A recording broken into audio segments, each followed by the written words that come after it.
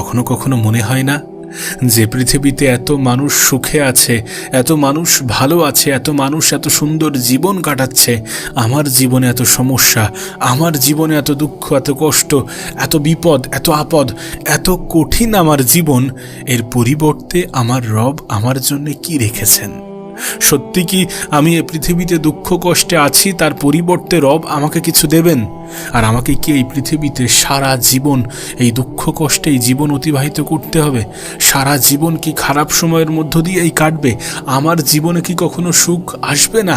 আমার জীবনে কি কখনো হতাশাগুলো বিদায় নেবে না? আমি কি কখনো আমার জীবনে সুখী হতে পারবো না? আমার জীবনটা কি অন্য আর 10 জন মানুষের মতো সুন্দর হবে না? এ প্রশ্ন যেমন তোমার মনে জেগেছে, এ পৃথিবীতে এমন অনেক মানুষ আছে যাদের মনে এই প্রশ্নগুলো জাগে। তবে আমি আপনার জন্য একটা ছোট্ট সুসংবাদ দিতে চাই। আমি আপনাকে বলতে চাই এ পৃথিবীর 2টি বাস্তব সত্যকে নিয়ে। প্রথম বাস্তব সত্য হচ্ছে যে পৃথিবীতে কোনো ভালো সময় চিরস্থায়ী নয়। ভালো সময় এসেছে এর মানে এমনটা নয় যে খারাপ সময় আসবে না। আজ ভালো সময় আছে, আজ ভালো সময় কাটাচ্ছি, এর মানে এমনটা নয় যে খারাপ সময় আসবে না। এর মানে এমনটা নয় যে খারাপ সময়ের মধ্য দিয়ে আমাদের জীবন অতিবাহিত করতে হবে না।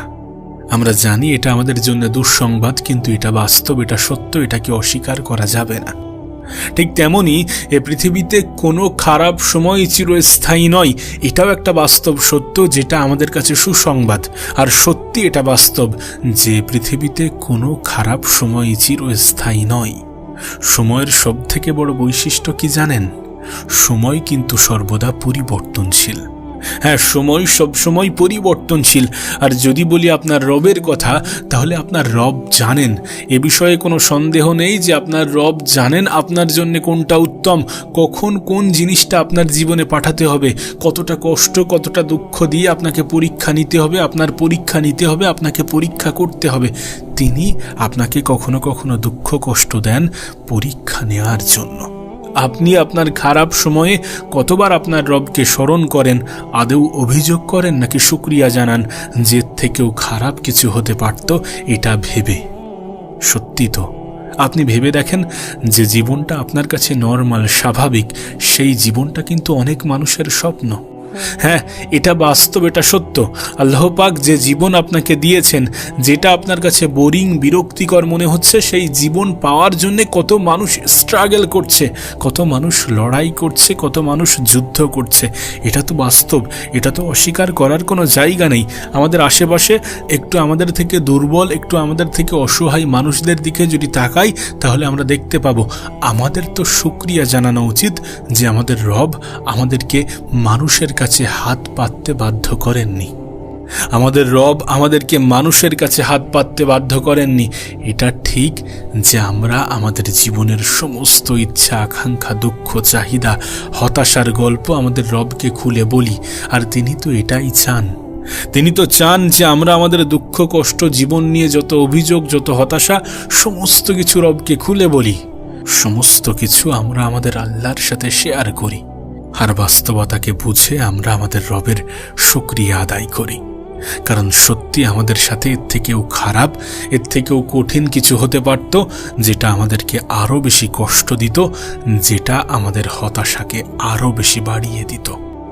না, আপনার জীবন নিয়ে অভিযোগ থাকতেই পারে, আপনার মনে অনেক আকাঙ্ক্ষা থাকতেই পারে, স্বপ্ন থাকতেই পারে। এটা হতে পারে যে আপনি পরিশ্রম করছেন কিন্তু সফলতা পাচ্ছেন না। এটা হতে পারে যে আপনি প্রতিনিয়ত কোনো না কোনো বিপদের মধ্য দিয়ে আপনার জীবন অতিবাহিত করছেন। কিন্তু একবার ভেবে দেখেন, এর থেকেও খারাপ কিছু কিন্তু আপনার সাথে ঘটতে পারত। প্রত্যেকটা জিনিসের মধ্যে একটা পজিটিভ বার্তা থাকে। অনেক সময় অনেক নেগেটিভিটি, অনেক খারাপ কিছুর মধ্যেও অনেক ভালো কিছু লুকিয়ে থাকে। এটা যদি আমরা বুঝি, তাহলে আমরা আমাদের খারাপ সময়েও ধৈর্যশীল হতে পারবো, রবের উপরে বিশ্বাসটা বজায় রাখতে পারবো, নিজেদের উপরে বিশ্বাসটা বজায় রাখতে পারবো। আর সত্যি বলতে, মহান রব্বুল আলামিন আমাদেরকে আমাদের হাতে অপশনটা ছেড়ে দিয়েছেন। যখন আমরা ব্যর্থ হই, তখন আমরা হতাশও হতে পারি, রবের উপরে বিশ্বাস হারাতে পারি, আবার এটাও করতে পারি যে রবের উপরে বিশ্বাস রেখে পুনরায় চেষ্টা চালাতে পারি। আমাদের কাছে অপশান আছে, নেগেটিভ পজিটিভ দুটি অপশানই আমাদের কাছে বর্তমান। হ্যাঁ, আমাদের উপরে আমাদের রব ছেড়ে দিয়েছেন যে আমরা কোনটাকে অ্যাকসেপ্ট করব, কোনটাকে গ্রহণ করব, কোনটাকে নিজের জীবনের অংশ বানাতে বেশি প্রেফার করব। আপনার কাছে অপশান আছে, আপনার কাছে সুযোগ আছে চয়েস করার। আপনি যদি নেগেটিভ জিনিসটাকে বেছে নেন তাহলে সেটার জন্য অন্য কাউকে দোষারোপ করে কোনো লাভ নেই। যদি সত্যি খারাপ সময় আসে, যদি সত্যি কঠিন সময়ের মুখোমুখি আপনাকে হতে হয়, তাহলে আপনাকে কি জানানো হয়নি যে আপনার খারাপ সময়ে কি করা উচিত, আপনার কঠিন সময়ে ধৈর্য ধরা উচিত কি নয়? অবশ্যই কঠিন সময়ে ধৈর্য ধরা উচিত। অবশ্যই রবের উপরে বিশ্বাস রেখে নিজের তরফ থেকে চেষ্টা করা উচিত। নিজেকে যদি সত্যি দুঃখী মনে হয়, তারপরেও দুঃখ কষ্টের পরেই যে সুখের বার্তা রব দিয়েছেন সেটার উপরে বিশ্বাস রাখা উচিত। রব আমাদেরকে স্পষ্ট করেছেন, আপনাকে আমাকে স্পষ্ট করে দিয়েছেন যে কষ্টের সাথেই আছে স্বস্তি। প্রত্যেকটা দুঃখই সুখের বার্তা দেয় যে খুব দ্রুত আপনার সাথে ভালো কিছু ঘটতে চলেছে। আপনি শুধু আপনার খারাপ সময়ে হতাশ হবেন না। আপনার কাছে অনুরোধ করব, আপনি আপনার কঠিন সময়ে হাত গুটিয়ে বসে না থেকে পুনরায় চেষ্টা করুন। মনে হবে যে না, আমার দ্বারা হবে না, কিন্তু এটা আপনার ভুল ধারণা যে আমার দ্বারা হবে না। পদক্ষেপ নিন, অলসতাকে অপছন্দ করুন, হাত গুটিয়ে বসে থাকাকে অপছন্দ করুন। চেষ্টা আপনার হাতে আছে, সুযোগ আপনাকে দেয়া হয়েছে, সুযোগ আপনার কাছে আছে। আপনি আপনার সুযোগটাকে কাজে লাগাবেন কিনা এটা অবশ্যই আপনার চয়েস। আমি তো বলবো, দুঃখ কষ্ট আসবে, এটাকে অ্যাকসেপ্ট করে জীবনে এগিয়ে যেতে হবে। জীবনটা তখনই সহজ যখন আমরা আমাদের রবের পরিকল্পনার উপরে বিন্দুমাত্র সন্দেহ না করে আমাদের তরফ থেকে যতটা চেষ্টা করা যায় ততটা চেষ্টা করি এবং বাকিটা রবের উপরে ছেড়ে দিই।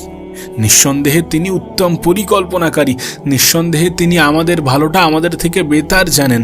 নিঃসন্দেহে আপনি আপনার জীবন নিয়ে যতটা চিন্তিত, আপনাকে যিনি এই পৃথিবীতে পাঠিয়েছেন, আপনার স্রষ্টা, আপনার রব, আপনার আল্লাহ আপনার প্রতি অনেক বেশি দায়িত্ববান। কেন এটা বোঝেন না? আর যদি সত্যি বোঝেন তাহলে কেন আপনি দুঃখ কষ্ট নেন? কেন আপনি মনে সন্দেহ রাখেন, মনে দুঃখ রাখেন? কেন আপনি রবকে অভিযুক্ত করেন? তিনি তো আপনাকে পৃথিবীতে পরীক্ষার ক্ষেত্র হিসাবে পাঠিয়েছেন। যদি সত্যি আপনার দুঃখ কষ্ট থেকে থাকে জীবনে, তাহলে সেটার জন্য তিনি আপনাকে উত্তম প্রতিদান দেবেন। আর তিনি তো আপনাকে বলেই দিয়েছেন যে কষ্টের সাথেই আছে স্বস্তি। তাহলে কেন আপনি হতাশ হচ্ছেন? আপনার আজকে পাওয়া প্রত্যেকটা কষ্ট আপনার আগামী দিনের জন্য সুসংবাদ বয়ে নিয়ে আসবে। এমন বিশ্বাসটা বজায় রাখুন নিজের উপরে এবং রবের উপরে, কারণ আমাদের রব আমাদের জীবন সম্বন্ধে আমাদের থেকে বেশি জানেন। আপনার জীবনে কি কি সমস্যা চলছে এবং সেটার সমাধান কি আপনার রব কি সেটা জানেন না? তাহলে কেন আপনি হতাশ হচ্ছেন? শুধু আপনি আপনার মনের কথাগুলো রবকে খুলে বলেন, যিনি সত্যি আপনার জীবনের সমস্যাগুলোর সমাধান দিতে পারেন এবং তিনি আপনাকে দেবেন, কারণ তিনি আপনাকে সারা জীবন কষ্টে রাখবেন না। তিনি আপনাকে ভালোবাসেন, নিঃস্বার্থভাবে ভালোবাসেন।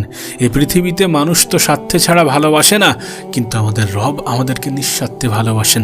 আমরা যদি তানাকে স্মরণ না করি, যদি তানার কথা মনে না করি, যদি আমরা বারবার রবকে ভুলে যাই, তানার কিন্তু কোনো যায় আসে না, কোনো ক্ষতি হবে না।